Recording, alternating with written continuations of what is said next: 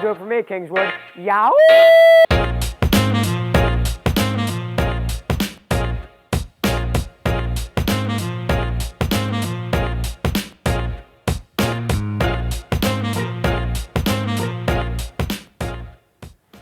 Good morning, everybody, and welcome back to Get Real. I'm Elliot Giesler, and hey, we made it to a second show. Go us, right?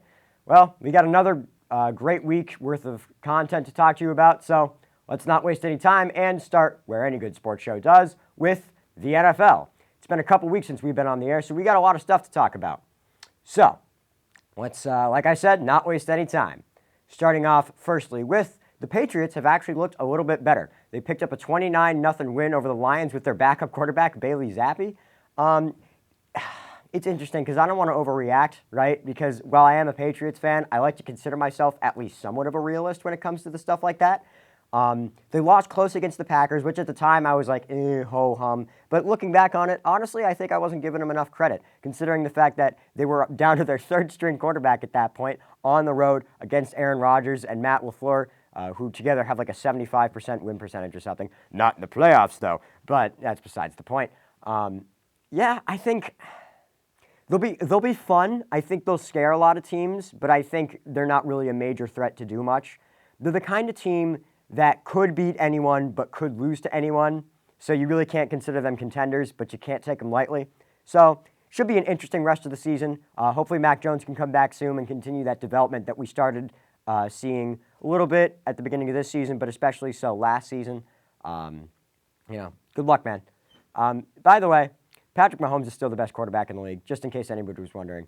I've said this a couple times now, but I really just want to make it clear. It is absolutely insane to me that people could say that he isn't. I mean, listen, if you want to say, oh, the Chiefs didn't win that game, the Raiders lost it. Okay, but the Chiefs get another number in the win column, so clearly they did something. Like, 30 points is 30 points. I'm never going to knock a guy for scoring 30 points. Yeah, Mahomes is the best quarterback in the league. No debate about it. The Bills look absolutely terrifying. They beat the Steelers 38-3, and while the Steelers aren't the most amazing outfit in the world, they play good defense and they play hard. So the fact that they absolutely crushed them like that, still another impressive win. It does sort of add to their mystique as a Mike Tyson type team. This is kind of an analogy that I'm stealing, just full transparency here. But the Bills remind a lot of people of Mike Tyson. They have an insane knockout punch. A lot of the wins that they pick up are complete blowouts where they just dominate you in every aspect of the game. But then once you drag them out a little bit, if you keep the game close, they struggle.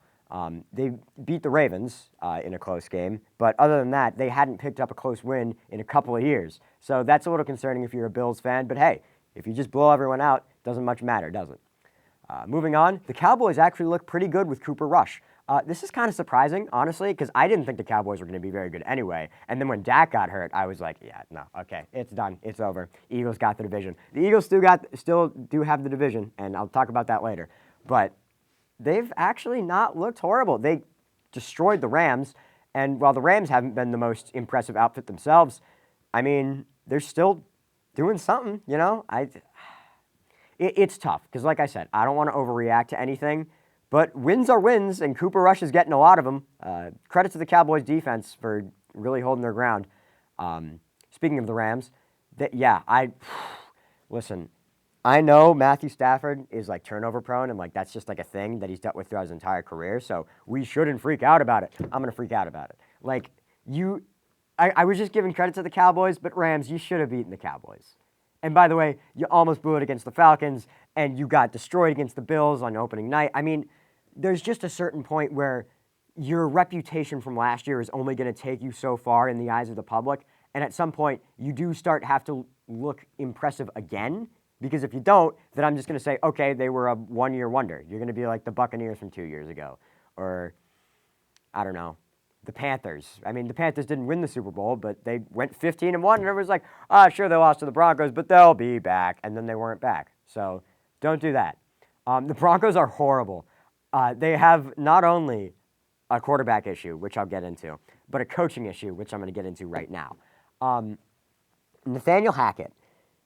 There are some coordinators who are really good coordinators, but they're coordinators, you know? I think Nathaniel Hackett's one of those guys because He's an offensive guy. He was the offensive coordinator with Aaron Rodgers and Matt LaFleur on all those great Green Bay teams from the past couple of years.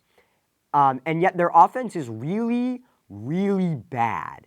And it's not like a personnel issue because you just traded for Russell Wilson. We'll get into him in a second.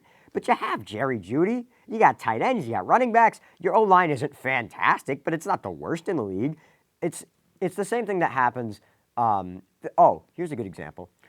Matt Patricia got hired a couple years back as the head coach of the Lions, right? And he was known as a defensive coordinator in New England. And then when he got to Detroit, their defense got worse. And when he left New England, their defense got better. Now, the Packers' offense hasn't gotten better. So it's not a total indictment, but the Broncos' offense has managed to get worse somehow, and I don't even know how that's possible.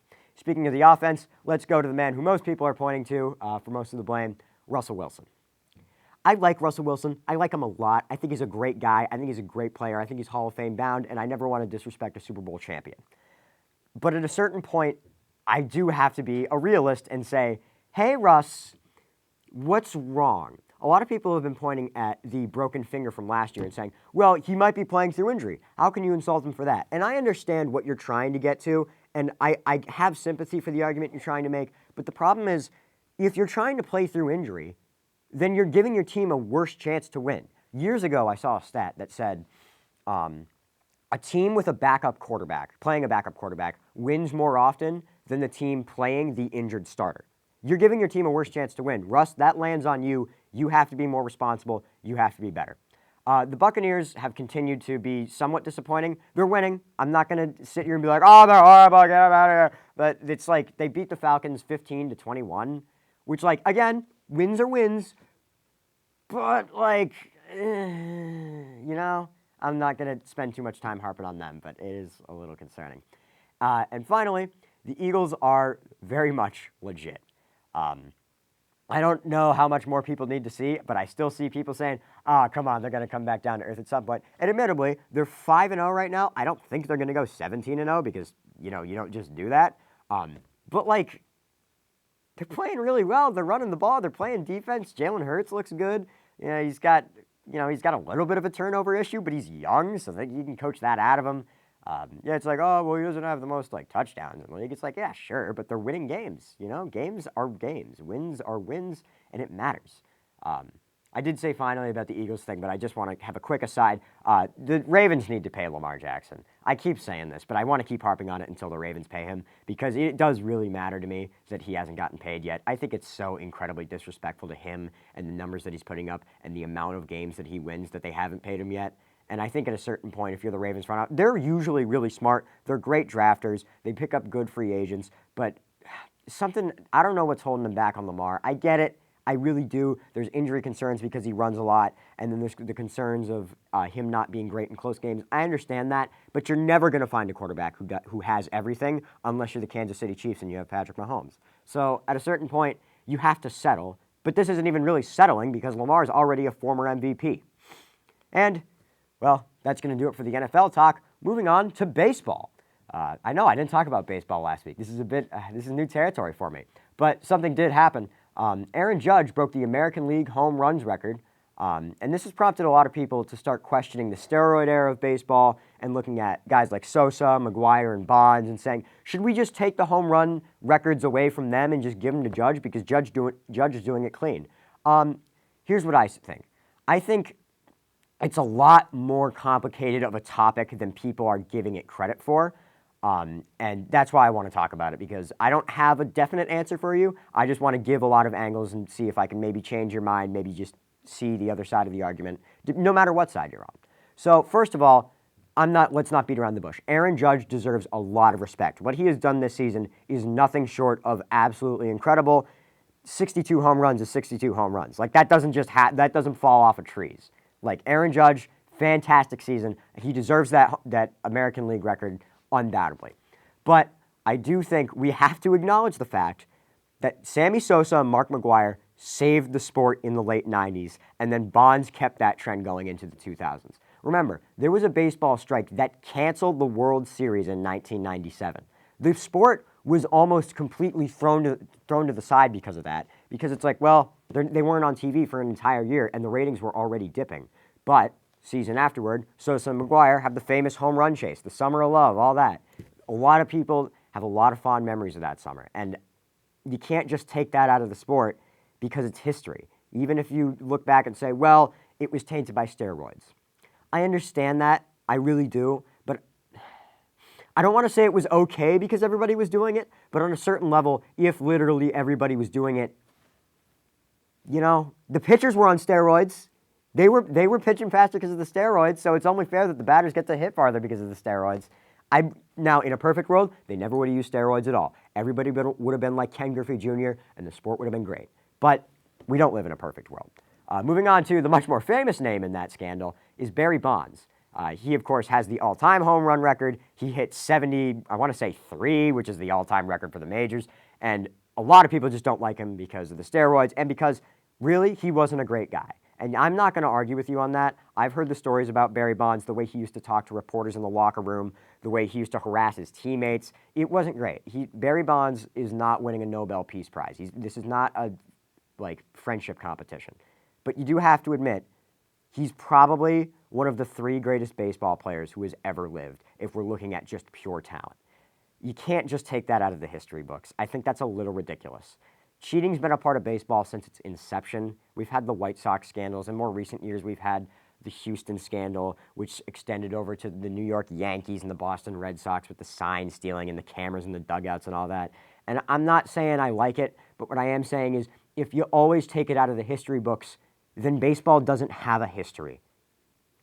We need to give those guys their respect too, all right? Everybody was juicing. So what do you want him to do? Because if he hadn't juiced, think about it this way. He was a great player in the 90s on the Pirates, and he didn't juice. And then he gained 150 pounds or whatever it was. He got on the steroids, and he continued his dominance. If he hadn't done that, Barry Bonds would have just been a pretty good player from the 90s who won a couple MVPs. Would have gotten into the Hall of Fame and everything, which he actually didn't end up getting into in real life, which I think is utterly ridiculous. But, yeah, we need to respect these guys, all right? Let's not be crazy. But, admittedly, it is a little risque, I'll call it. And we'll be right back with 2-minute headlines after this.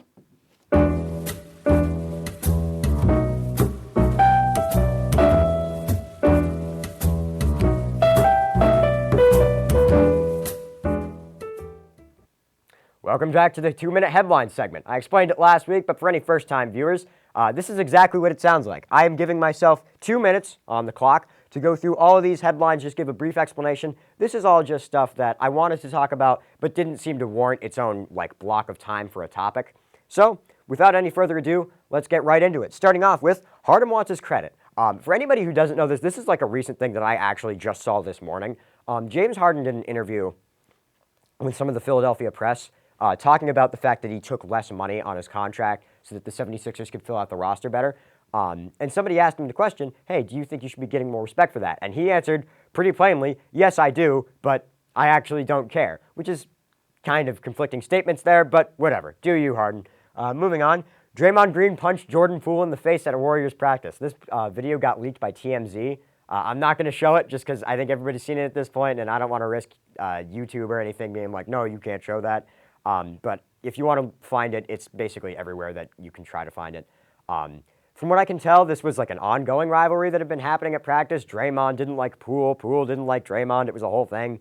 I really do wonder how this is going to affect their chemistry this season because Draymond is the primary playmaker and Jordan Poole is one of their best scoring threats, but hopefully it doesn't affect them. Or if you don't like the Warriors, hopefully it does, you know? Moving on, the Mets got eliminated. They had one of their best regular seasons that they've had in years. They were leading the division for 99% of the regular season, and then the Braves took it right at the end of the season, which was hilarious, and then they got eliminated in the wild card round. Classic Mets moment right here. I don't even have a ton to say, but it is just hilarious. At a certain point, I almost get sad, but then I remember they're a New York team, and then I laugh again. So, you know. And then Devontae Adams pushes a random guy. Yeah, this was after the Monday Night Football game, Raiders against Chiefs. He was walking off the field. There was some photography guy who tried to get past him, and to try to do somewhat of a visual representation, it looks like he was looking down. He kind of ran into him, and then it looks like he gave him a shove. He later formally apologized on Twitter. I don't think he's actually a bad person or anything. There are people saying, oh my God, he should get suspended. I think that's a little ridiculous. But, you know, who am I to talk? But yeah, That's going to do it for 2-minute headlines with 3 seconds to spare. And we'll be right back at the desk after this.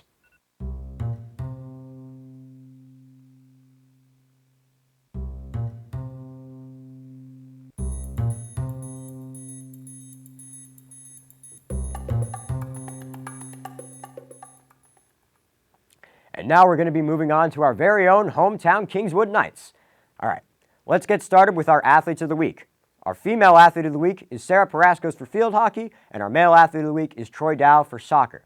I can say I did personally go to the boys' soccer game in which Troy scored the one and only goal, giving Kingswood the 1-0 win, helping them maintain their 1 seed in their division. Hopefully they can continue that momentum into the playoffs. Nice job, Troy.